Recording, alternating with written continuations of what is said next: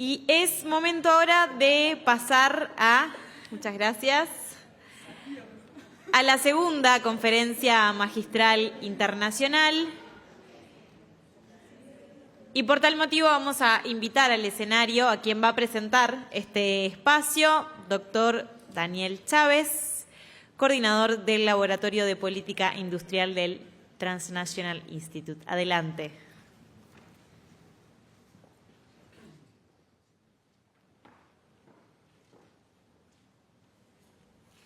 Buenas tardes otra vez. Hay otro investigador que hace no mucho tiempo, porque es mucho más joven que todos nosotros, pero que aún así hace tiempo que está trabajando estos temas y que queríamos que estuviera aquí con nosotros, Amir Lebdiu. Pero Amir justo tiene un encuentro esta semana para conversar sobre política industrial y tiene como huéspedes a investigadores de uno de los países que fue nombrado varias veces aquí, que es China. Por esa razón no puede estar con nosotros físicamente, pero sí va a estar como Hachun online. Lamentablemente no tenemos mucho tiempo. Amir va a tomar aproximadamente el mismo tiempo que tomó Hachun esta mañana, alrededor de 20 minutos. Amir es profesor asociado de Economía del Desarrollo en la Universidad de Oxford y es también director de uno de los centros que fue nombrado acá, el centro TIDE, que tiene que ver con tecnología, desarrollo industrial e innovación. Amir, aunque ya dije que es muy joven, no voy a mencionar su edad, pero ustedes se van a dar cuenta, hace tiempo que viene trabajando en temas de política industrial verde, de innovación en la descarbonización y en la necesidad de transformación estructural de los países dependientes de los recursos naturales, etcétera. Amir es un autor muy prolífico y sus artículos han sido publicados en muchísimas revistas. Yo voy a nombrar simplemente algunas. World Development, Ecological Economics, Development and Change, the Journal of Technology Transfer, and the Review of International Political Economy. Y Amir también es autor de un libro que está disponible gratis en línea, por eso recomiendo que aquellos que estén interesados en profundizar en lo que Amir va a plantear lo bajen, con un título extremadamente interesante y muy pertinente para el encuentro aquí en Montevideo. El título en inglés es Survival of the Greenest, Economic Transformation in a Climate Conscious World. Ustedes tienen la traducción, entonces no lo voy a decir en español, pero lo que le pedimos a Amir es que profundice precisamente en los temas mencionados en su título. Porque el libro es bastante reciente, es del año pasado, pero incluso después de la publicación del libro han pasado muchas cosas muy interesantes en la economía mundial que tal vez obligan a repensar algunas de las cosas que Amir plantea en ese libro. Y también con Amir hemos organizado una serie de actividades. Por ejemplo, junto con el TNI y TIDE organizamos un encuentro en Sudáfrica, en Johannesburgo, hace 2 meses, donde convocamos fundamentalmente a representantes de la sociedad civil, a organizaciones ambientalistas, a sindicalistas, a activistas comunitarios, para conversar sobre lo que significa la política industrial verde en las comunidades, en las localidades de los países del sur. Hay un informe que va a ser publicado en los próximos meses y vamos a asegurarnos de que todos ustedes que estén interesados puedan acceder al mismo. Yo no me quiero extender mucho porque estoy con mucho interés en escuchar a Amir. No sé cómo hacemos con la conexión online. Supongo que Amir ya debería aparecer en la pantalla.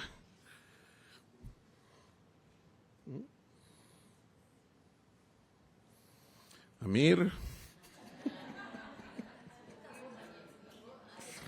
A ver. Gracias, Amir. ¿Puedes escucharnos?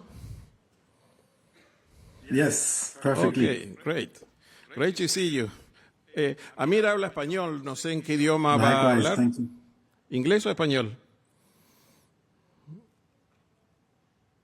Amir. So I'm going to spare you my unbearable Spanish a accent. aliviarlos de mi acento en español This time allocated, I've been told that I speak very slowly in porque Spanish. me pidieron que hablara muy despacio en español, entonces para transmitir mi mensaje voy a ir en inglés, si me lo permiten.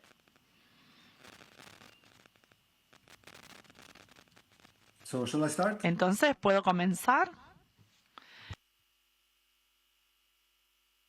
Okay, super. No, thank you Bien. so much. Muchas gracias por la invitación. Lamentablemente no puedo estar allí con ustedes porque veo muchos amigos, pensadores y quienes hacen, creo que es una iniciativa genial en cuanto a lo que han logrado y lo que reunieron y por el poder conveniente de combinar todo esto. En el tiempo que tengo, quisiera continuar la conversación y algunos puntos de discusión que comentaron hoy. Y creo que tengo una clave de lo que discutir, cómo podemos navegar algunas de las conjunciones que se dan hoy para poder crecer en el sur. Entonces, comenzaré mencionando el libro que menciona Daniel. No, it doesn't make a difference. The book is entirely free to download, but it's actually an analogy based on biology. And that famous phrase by Charles Darwin, which is still very relevant today. Charles Darwin wrote that it's not the most intellectual of the species that survives, not even the strongest, but the one that is able to best adapt and adjust to the changing environment in which it finds itself. And this is obviously true of us as a human species. Y esto es cierto en las especies, pero también es cierto en la política industrial, y veo uno más, y lo que distingue los episodios breves de crecimiento de la transformación estructural de largo alcance no es porque este país tiene la mejor política industrial. Y si prestamos atención a los esfuerzos tempranos y no podemos leer y las como un territorio y algunas disrupciones tecnológicas. Y estos son los países en los que se mueven muy remotos, la adaptación en el pasado y a ver cómo se ve hoy. Veo que muchos de ustedes han visto esto, pero quisiera resaltar por qué la adaptación es grave y en los países en desarrollo. Y este año, viendo que las economías verdes se disocian de la agenda ecológica per se, y quisiera resaltar tres trayectorias. La primera está alineada con el legado de Raúl, que proviene de un gigante intelectual y como hoy, porque aplicando el concepto de declive y podemos ver el impacto de esto en las economías. La mayor parte de las economías en desarrollo dependen de la exportación de commodities y para la creación de empleo, estas son commodities que sufren fluctuaciones y en la precipitación y la temperatura, y estas estrategias serán afectadas por lo que sucede El problema es que las economías no están abordando esto. Las agencias están tomando la percepción de la exposición al clima en los scores de los países, lo que significa que a largo plazo ya estamos viendo los aumentos y se percibe en los países en desarrollo que están acercándose al cambio. Y la forma en que verán el impacto es inmensa, y en el espacio fiscal y en la inversión pública y demás. Y por último, por si no fueran suficientes las primeras dos, las economías están abordando una agenda muy verde, pero siempre se concentran hablando de la producción es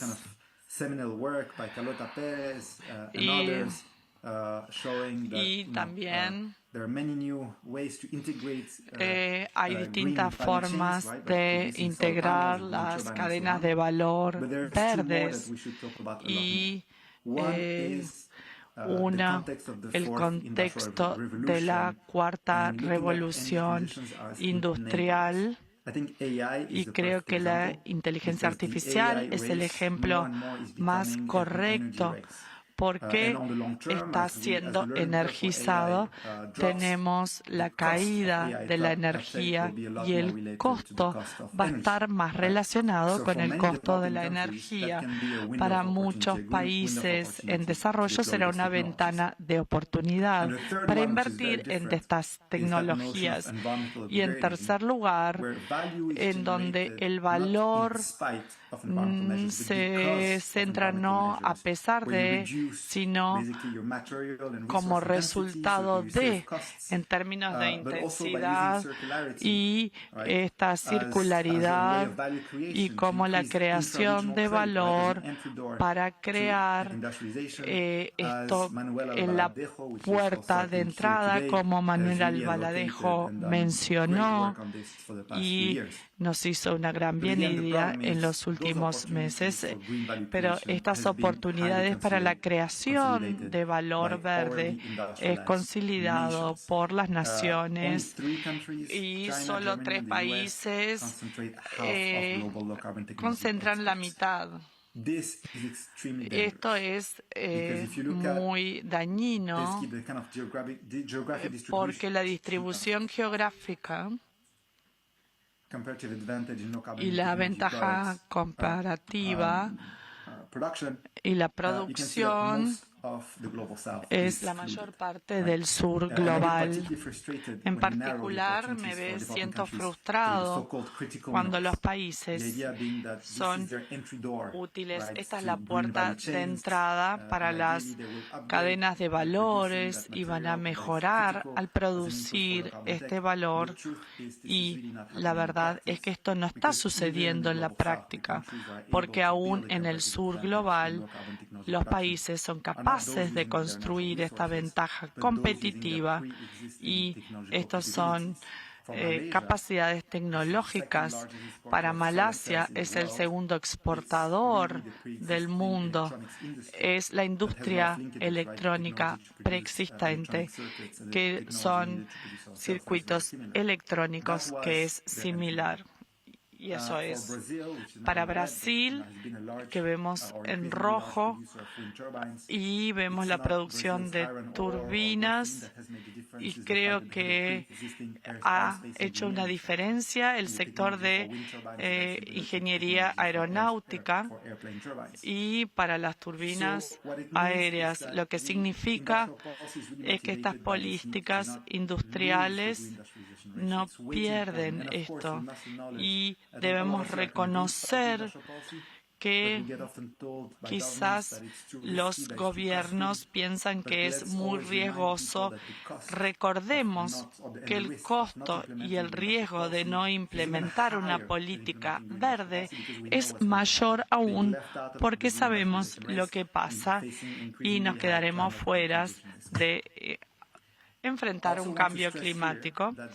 Quiero resaltar que las barreras a la industrialización verde fueron discutidas esta mañana y, por supuesto, él fue mi supervisor del doctorado, seguimos la línea y yo creo que muy sabiamente escribió el libro Pateando la escalera, que aún es relevante porque ahora están hablando de una escalera verde.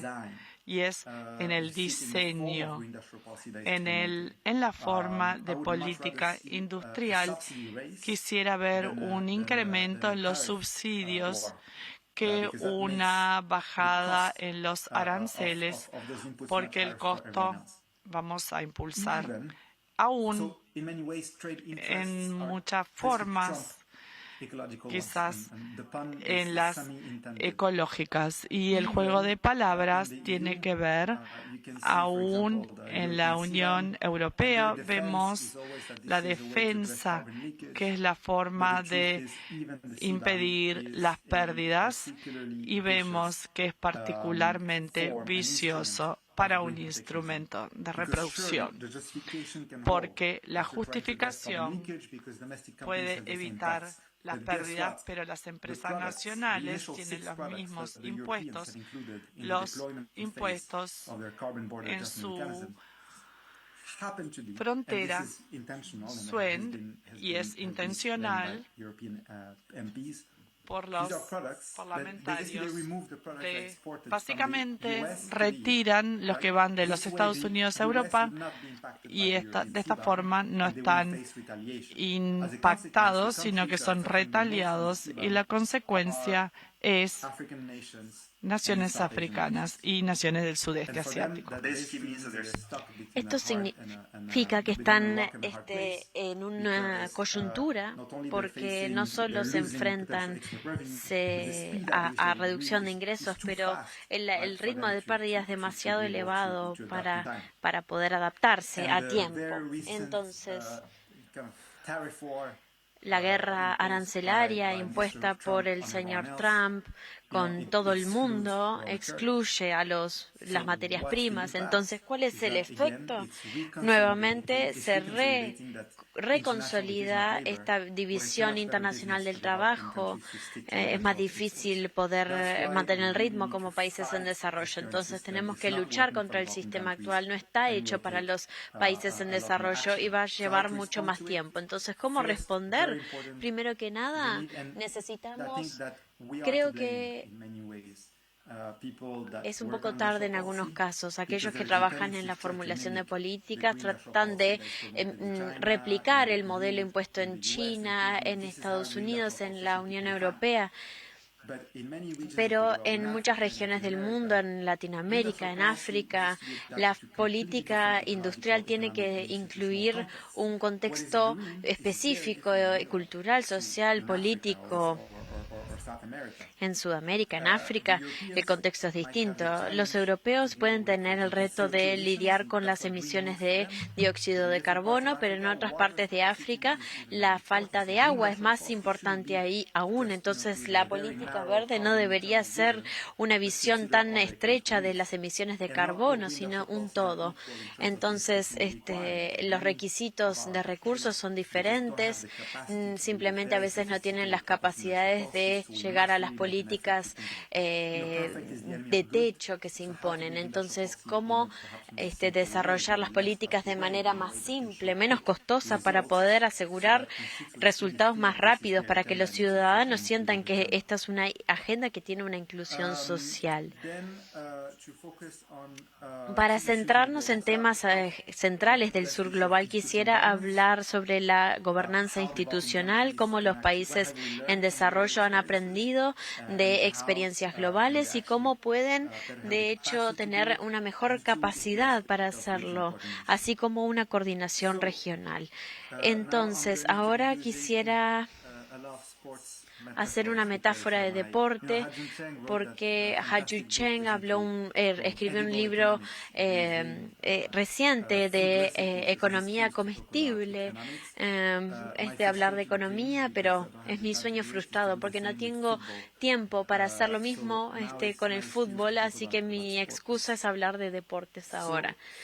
Aquí entonces muchas veces nos centramos en qué políticas nacionales y industriales verdes desempeñan un rol.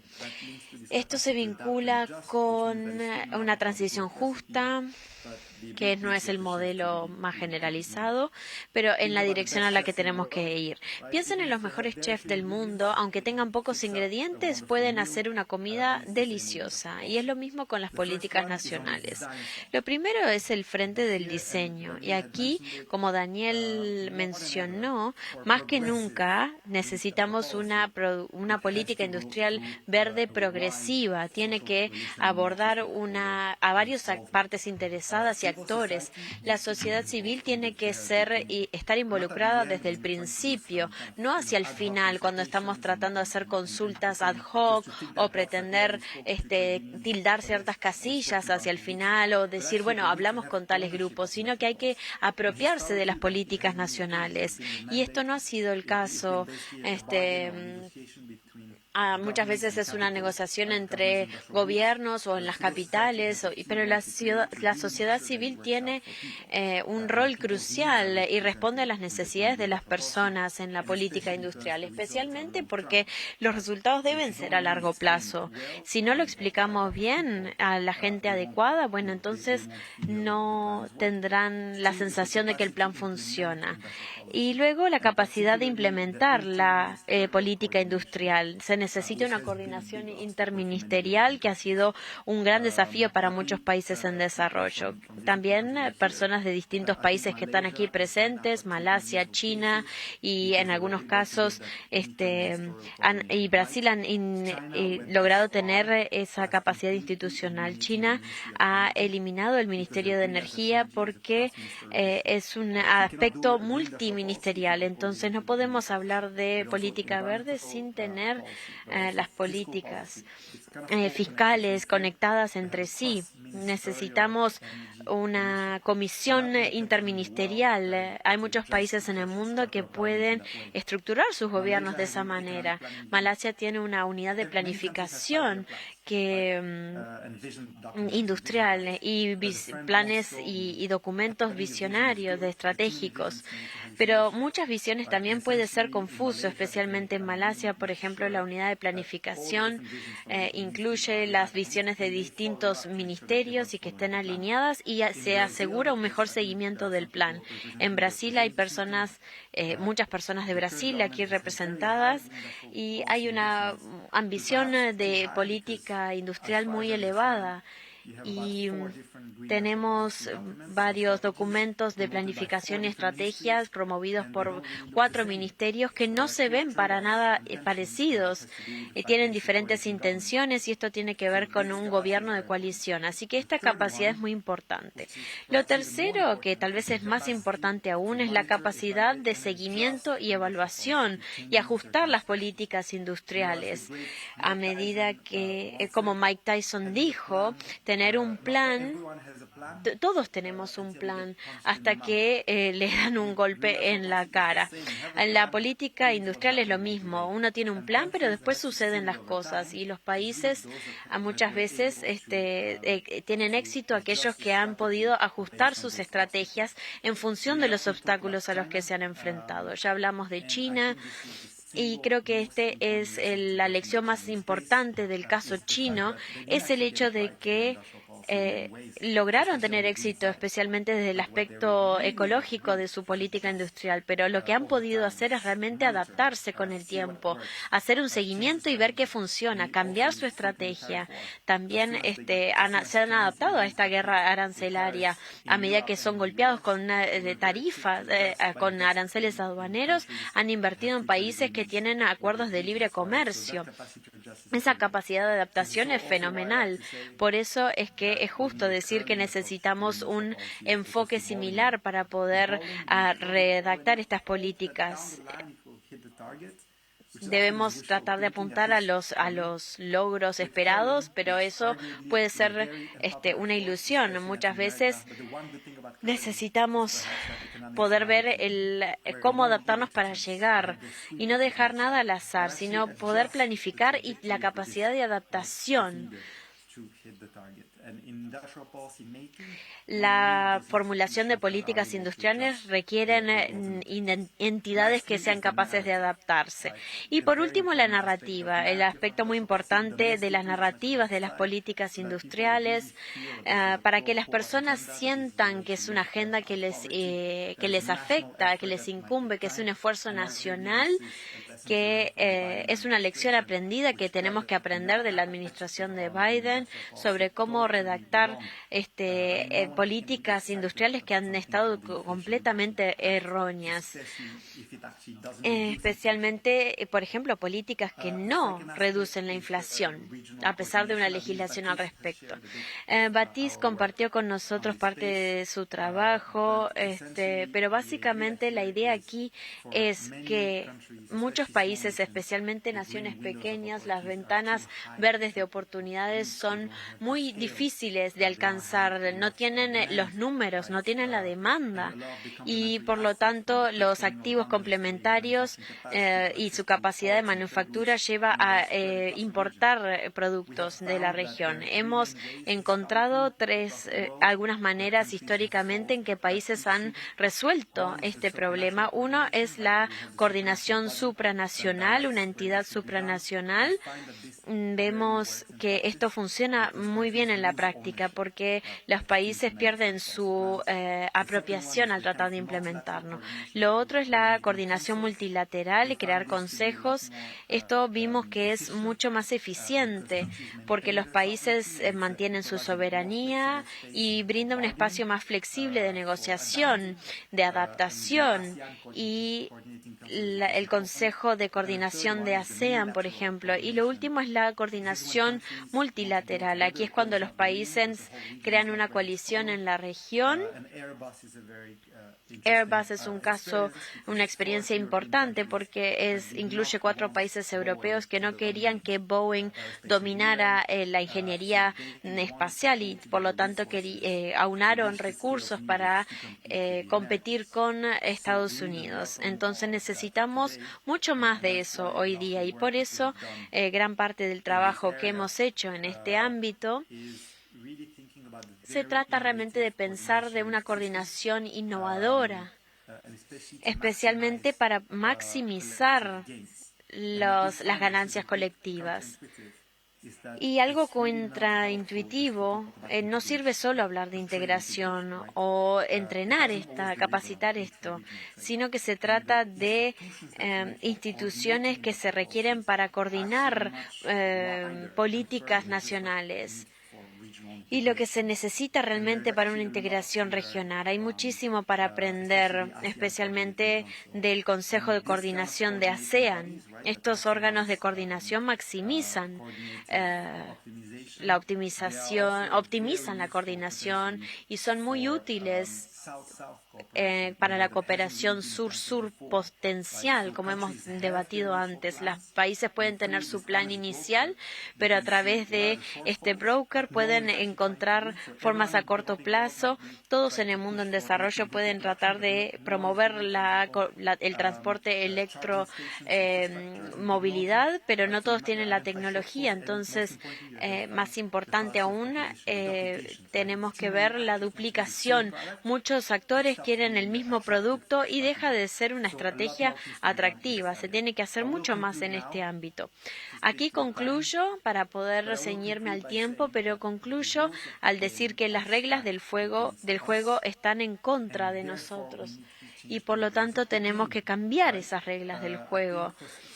Creo que José Miguel Ahumada ha hecho un trabajo fantástico en esto, no solo ver el concepto de libertad y ver cómo alcanzarla en términos económicos y cómo los cimientos imperialistas de este sistema multilateral no lo apoya. Hay actores poderosos que actúan de forma proactiva en esta agenda y que tenemos que tener cuidado. Así que cambiemos las reglas del juego. Nos hemos quejado muchísimo de las reglas del juego, pero tampoco hemos hecho propuestas alternativas. Por ejemplo, para CBAM nos hemos quejado de los efectos, pero los países en desarrollo no han aplicado su propio CBAM. Y en el norte global tampoco han promovido aspectos que solo tienen que ver con la medida de desechos. Entonces, hay mucho más diálogo por delante y creo que este foro justamente proporciona una oportunidad fantástica para ello. Sí. En el Centro Tide también tenemos un programa de inspiración biológica donde vemos distintos organismos en la naturaleza y cómo pueden moldear nuestra innovación y la tecnología, pero también el aspecto social. Y una de las especies más inteligentes de forma colectiva es que tenemos una inteligencia colectiva que puede crear puentes para cruzar, pero también para flotar. Entonces, las hormigas, cuando tienen que mover una colonia de un punto a otro, siguen un batallón muy estricto. Hay reglas y cada hormiga sigue instintivamente a la hormiga que tiene delante. Pero si alguno ve que la última fila de la colonia se pierde, entonces frenan. Y esto es una muerte en espiral, porque dan la vuelta hasta que se cansa totalmente la colonia. Entonces, esto es lo que no queremos hacer. Cuando todos queremos hacer cosas diferentes o suponemos que hay que seguir las mismas reglas, pero si esto no está funcionando desde un punto de vista económico, social, político, entonces podemos entrar en esta espiral. Es hora de cambiar las reglas y los aliento a que analicemos nuevamente cómo podemos organizarnos mejor. Así que este foro es una excelente iniciativa. Muchísimas gracias por todos los insumos. Espero que esto realmente ayude a orientar la acción para un sistema sur global que ayude en este sentido y espero poder ver pronto los resultados. Compartiré con algunos los resultados de los aspectos que mencioné en la presentación. Contáctense conmigo para seguir esta conversación. Estoy muy abierto a seguir la conversación porque esto es un esfuerzo colectivo. Muchísimas gracias a todos.